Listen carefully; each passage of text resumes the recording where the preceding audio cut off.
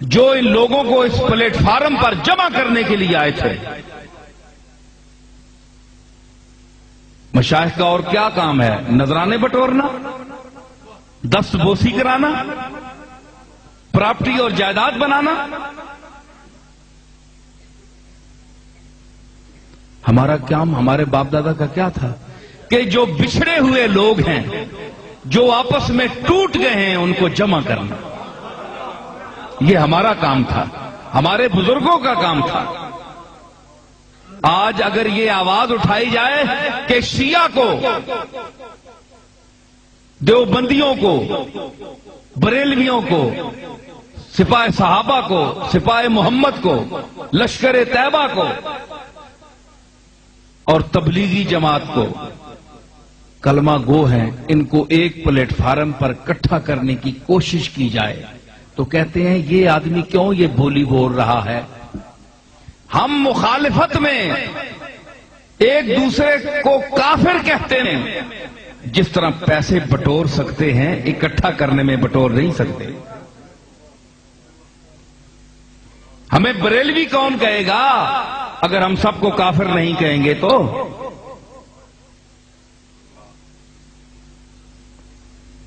یہ اپنی روٹیاں سیدھی کرنے کے لیے، صرف پیسہ کمانے کے لیے. اسی طرح دیوبندیہ کا ان کا بھی یہی حال ہے. وہ اپنے اس پنجرے میں بند ہیں کہ وہ ان کو کافر کہتے ہیں، یہ ان کو کافر کہتے ہیں. تو یہ سلسلہ باہمی تکفیر کا سلسلہ کب تک چلے گا؟ کیا کوئی آواز نہیں ہے دنیا میں، پاکستان میں، انڈیا میں، بر صغیر پاک و ہند میں کوئی ایسا آدمی نہیں ہے، نہ علماء میں نہ مشائخ میں، سب خاموش ہیں. یزید وقت کے آگے ہیں، یزید وقت کے آگے کھڑے ہیں سب خاموش. یزید وقت کے آگے کھڑے ہیں سب خاموش. حسین ہی جو چلائے تو کوئی بات چلے.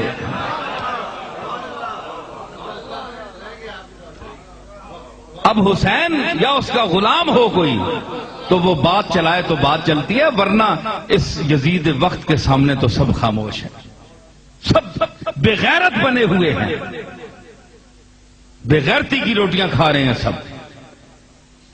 تو کم از کم کیا ہے، علماء کو نہیں چاہیے؟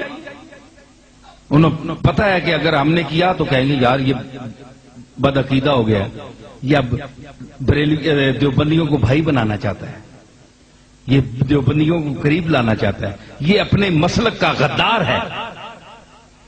میں آپ کو بتاؤں کہ میرے جد امجد حضرت پیر مہر علی شاہ رحمت اللہ علیہ دیوبندیوں کے بہت بڑے عالم مولانا انور شاہ کشمیری علیہ رحمت ایک مرتبہ گولڈا شریف آئے تو میرے جد امجد پیر مہر علی شاہ صاحب رحمت اللہ علیہ بہت احترام سے ان کو پیش آئے ان کے ساتھ.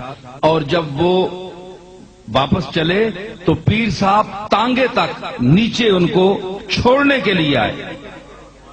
یہ وہی پیر صاحب ہیں جو ویسرائے ہند کے بلانے پر دلی نہیں گئے. بڑے بڑے تاجدار اور رئیس اور بڑے بڑے نواب ان کے جوتوں میں بیٹھتے تھے. انور شاہ کشمیری وہاں آئے تو پیر صاحب انہیں تانگے تک نیچے اڈے میں پہنچانے کے لیے آئے. اس وقت سواریاں یہی تھی تانگے وغیرہ. تو جب تک ان کا تانگا چلا نہیں آپ کھڑے رہے.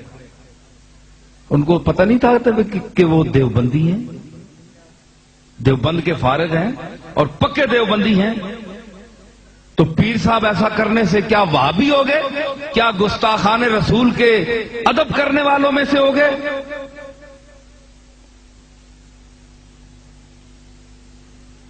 یہ میرے سامنے مفتی ظہور اللہ ہاشمی بیٹھے ہیں، یہ مولانا محب النبی کے صاحبزادے ہیں. کل بھی وہاں مفتی عبدالشکور ہزاروی آئے تھے وزیر آباد سے تو میرے پاس بیٹھے رہے تو یہی باتیں چلی. تو انہوں نے مجھے بتایا کہ ہمارے استاد مولانا محب النبی صاحب نے اپنے شیخ اور استاد حضرت پیر مہر علی شاہ صاحب رحمت اللہ علیہ کی تھا کسی دیوبندی کو کافر نہیں کہا. اتنا بڑا علامہ، آج تو ہر آدمی علامہ بنا پھر رہا ہے، لیکن مولانا محب النبی بڑے عالم تھے. میں نے ان کو زیارت کی ہے. میرے دادا کے پردادا کے شاگرد بھی تھے اور مرید بھی تھے. تو انہوں نے کیا کہا؟ وہ دیوبندیوں کو کافر نہیں کہا، صرف کیسے دیوبندی اس دائرے سے خارج ہیں یا ہم سمجھتے ہیں انہیں یا سمجھنا چاہیے، جو براہ راست رسول اللہ کے گستاخ ہوں. اگر کوئی ایسا دیوبندی ہے، مطلق مدرسہ میں پڑھنے سے کوئی کافر نہیں ہوتا. دیوبند ایک مدرسہ ہے. ہمارے کتنے مرید ہیں جو پیر میر علی شاہ صاحب کے مرید ہیں، آج بھی ایک عالم موجود ہیں فارغ وہ دیوبند کے. تو دیوبند سے فارغ ہونا کوئی بات نہیں ہے. رسول اللہ صلی اللہ علیہ وسلم کی ذات کے ساتھ جو عقائد ہیں، مین عقائد، ان میں آپ کے ساتھ گستاخی کا برتاؤ کرنا یا کوئی جملہ بولنا، یہ اسلام سے خارج کرتا ہے. وہ اسلام سے خارج ہے، دار اسلام سے خارج ہے، کافر ہے. اب کہنا یہ فتویٰ لگا دینا کہ سارا دیوبندی ایسے ہیں. سارے دیوبندیوں کے حال آپ جانتے ہیں، آپ نیتیں جانتے ہیں. آپ کو کیا پتا ہے؟ وہ تو مالک جانتا ہے اس کے اندر کیا ہے. آپ نیتوں کو آپ غیب دان کس طرح ہیں؟ تو جو توہین کرے یا اس کا ارتکاب کرتا ہے، حضور کی توہین کرتا ہے، چھوٹے لفظ بولتا ہے جو آپ سنتے ہیں اور آپ کو پسند نہیں آتے، کس نے اچھا نہیں کہا، یہ اس کے پیچھے آپ نماز نہ پڑھیں. اس کے پیچھے نماز نہیں ہوتی، اس لیے کہ نماز حضور قلب کا نام ہے. اس کی وجہ بھی میں بتاؤں. نماز حضور قلب کا نام ہے، اور جب آپ نماز میں آتے ہیں، یہ آپ پوچھیں کسی سے جا کر کہ نماز نہیں ہوتی، سب کہیں گے جی گستاخ کے پیچھے نماز نہیں ہوتی، مگر اس کی دلیل کوئی نہیں دے سکتا. آج تک کسی نے دلیل نہیں دی. میں دلیل پیش کرتا ہوں. مفتی صاحب ملا دو، آپ مفتیان بیٹھے ہیں میرے سامنے. دلیل کیا ہے کہ نماز عبادت ہے. عبادت ہے کہ نہیں؟ بولیں ذرا جلدی جلدی بولیں. پڑھنی بھی ہے. نماز عبادت ہے. عبادت ہے. جب ہم عبادت شروع کرتے ہیں تو اسی عبادت کا حصہ ہے کہ نہیں؟ التحیات للہ ہے نا.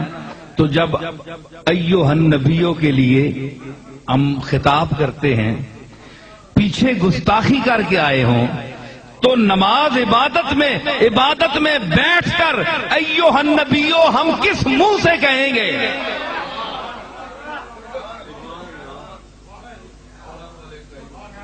السلام علیکہ، سلام بھیجیں. پہلے کہہ رہے، پہلے ان کے لیے استعمال کریں غلط الفاظ.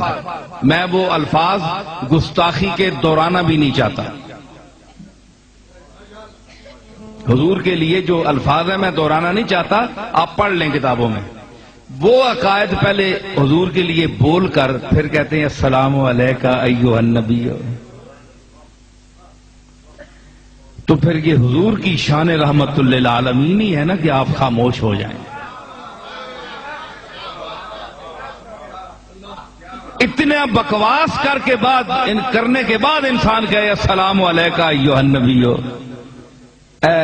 چنگی پریک میں مثال دینا، چنگا پلا بندہ محلے چکی بندے ہم بےزت کر کے اگوں پھر مڑ کے آوے کیا حال ہے قبلہ السلام علیکم، وہ بوتھے تے مارسی چھک ہون کنجرا کے آنا رہے تے ہون تو ماں میرے نال کے گلا کرنا رہے تے ہون کوئی گل نہیں. یہ گل چلنی رہنی، اس کا ثبوت ہے. ہاں اس نہ بھی میرے کو ثبوت ہے. مولویاں نے واسطے میں بڑے تماشے رکھے. ہون تک تو کے گل کرنا رہے ہیں تے ہون ماں سلام پہ دینا ہے کیڑے منہ نال؟ حضور نے گستاخی اور اتنی دریدہ دہنی تے ہون السلام علیکم